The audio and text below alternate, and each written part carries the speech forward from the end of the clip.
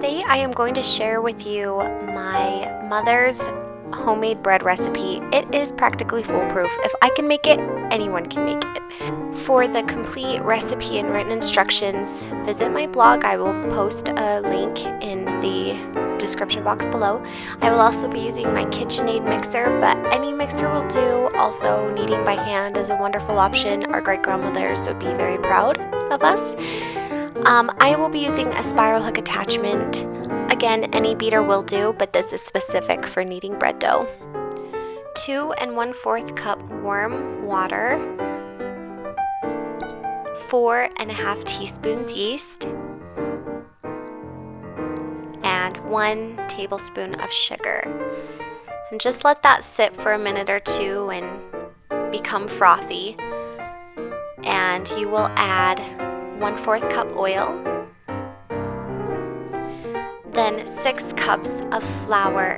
Now, experienced bread makers know that there is never a set amount of flour, and depending on the day, the humidity levels, you might need to add more if it's too sticky, but 6 cups is a good place to start. You will also need 3/4 cup powdered milk and 1/2 cup sugar. Finally, 2 teaspoons salt, and that's all. You will knead for 7 minutes, so you can set the timer, turn on your mixer, and watch that dough become perfect. I think that will be enough flour. It's a pretty good consistency. Then cover and let raise for 1 hour.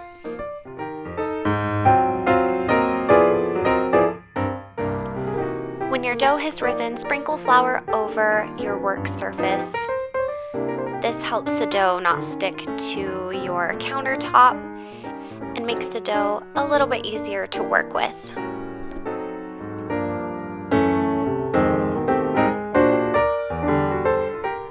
Divide the dough in half. This recipe makes 2 loaves. And roll out the air bubbles with a rolling pin. If the dough starts to stick, just dust a little flour on the rolling pin and that should do the trick. Now, I'm sure there are many ways to do this. Everyone has their own little style, but this is how I learned to roll the bread and pinch the sides under and then place in a slightly greased bread pan. Now, as a little surprise for watching this video, I am going to show you how my mother makes her famous Swirl bread. Drizzle about 1/2 cube of margarine or butter over the dough and smooth out with your fingers. Then sprinkle about a cup of cinnamon sugar over the dough to your heart's content.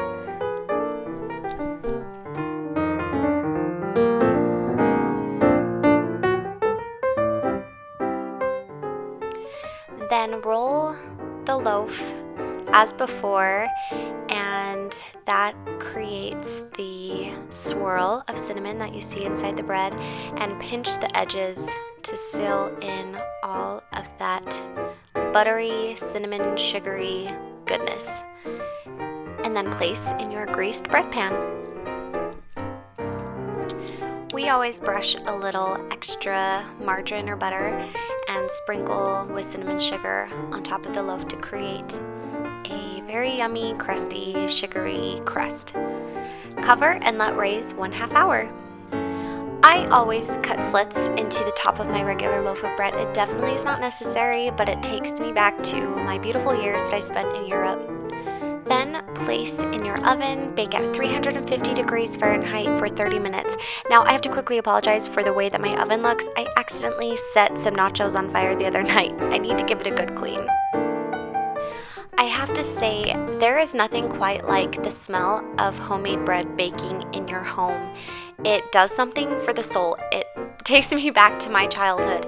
Baking does not come easy to me, I should say. It's not second nature, but it's definitely worth the time, effort, and energy that I put into it to serve my family and make them happy.